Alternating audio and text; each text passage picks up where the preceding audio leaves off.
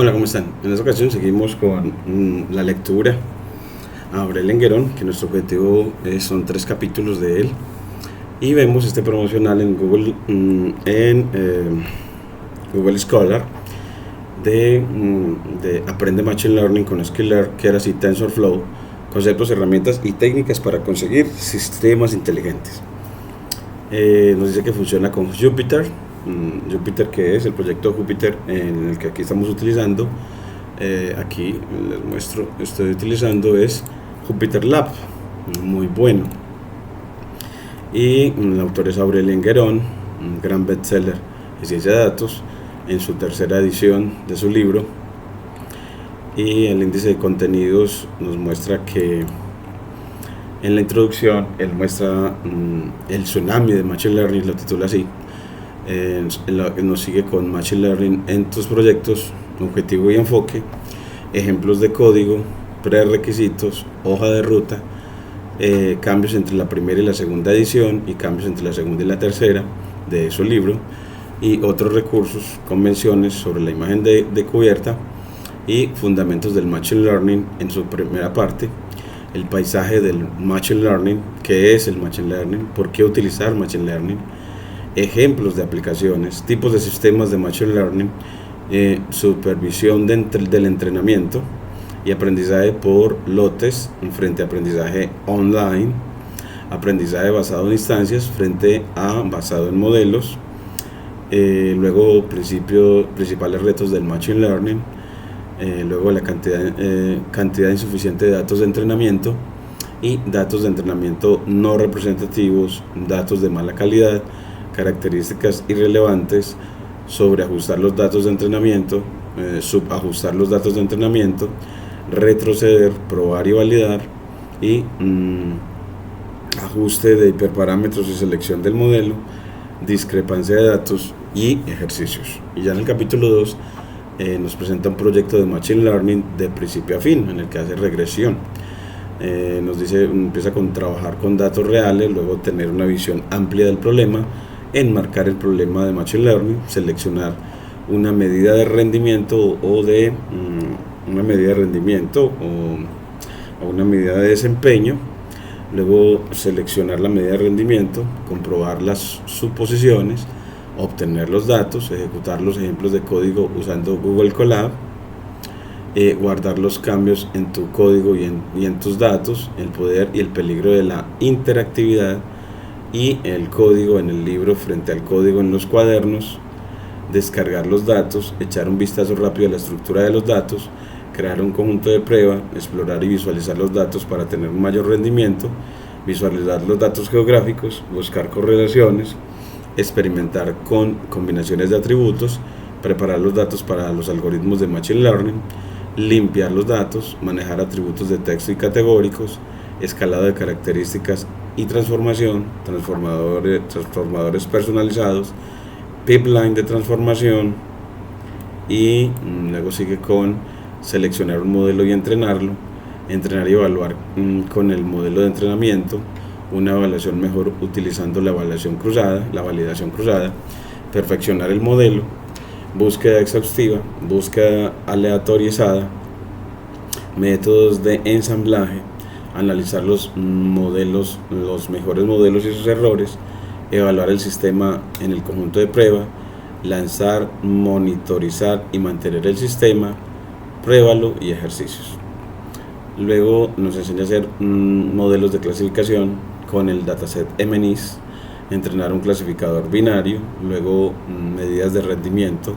la medida de precisión con validación cruzada, las matrices de confusión, la precisión y la sensibilidad, y la compensación precisión-sensibilidad, y la curva ROC, clasificación multiclase, análisis de errores, clasificación multietiqueta, clasificación multisalida y ejercicios. Luego nos profundiza sobre los algoritmos de Machine Learning en el capítulo 4 sobre entrenar modelos. Empieza con regresión lineal y nos habla de la ecuación normal y la complejidad computacional, el descenso del gradiente por lotes, el descenso del gradiente estocástico y el descenso de gradientes por mini lotes, la regresión polinomial y las curvas de aprendizaje. Luego ya sigue todavía en el capítulo 4 con modelos lineales regularizados, la regresión de arista, la regresión lazo, la regresión de red elástica, la detección temprana, después sigue la regresión logística, calcular probabilidades, entrenamiento y función de pérdida, límites de decisión, regresión softmax y ejercicios. Luego las máquinas de soporte vectorial, clasificación SVM lineal, clasificación de margen blando,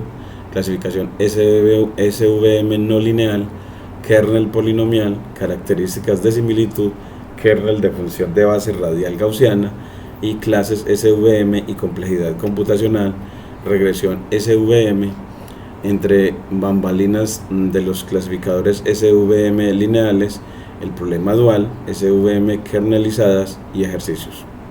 Luego en el capítulo 6 hablamos de árboles de decisión, entrenar y visualizar árboles de decisión, hacer predicciones, estimación de probabilidades de clase, el algoritmo de entrenamiento CART, la complejidad computacional, la impureza de Gini o entropía, hiperparámetros de regularización, regresión, sensibilidad a la orientación del eje, y los árboles de decisión tienen una varianza alta, y ejercicios. Luego nos lleva al capítulo 7 en ensamblaje y random forest, clasificación de votación, y Begin y Pasting, Bagging y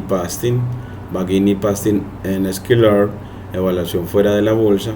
parches aleatorios y subespacios aleatorios, random forest, extra trees, importancia de las características, boosting, ADA boost, gradient boosting basado en histogramas, stacking y ejercicios. Luego la reducción de dimensionalidad, que empieza hablando sobre la maldición de la dimensionalidad, enfoques principales para la reducción de dimensionalidad, proyección, aprendizaje de variables, PSA,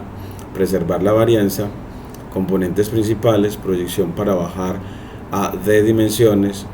utilizar Scalar, ratio de varianza explicada, elegir el número adecuado de dimensiones,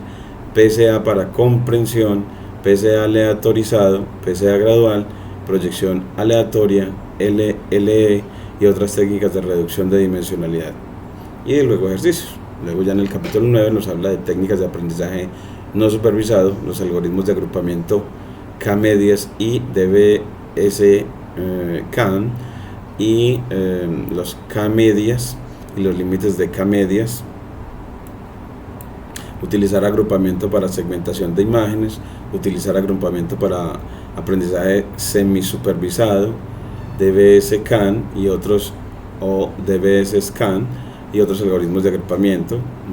mezclas gaussianas, utilizar mezclas gaussianas para la detección de anomalías, seleccionar el número de grupos, modelos bayesianos de mezcla gaussiana y otros algoritmos para la detección de anomalías y novedades. Y luego ejercicios. Ya luego ya vamos a la parte 2 sobre redes neuronales y deep learning, que con la asociación a mis colegas vamos a seguirlo trabajando, ojalá el próximo año, para ahondar en los algoritmos de redes neuronales y ya no en machine learning sino en deep learning. Muchas gracias.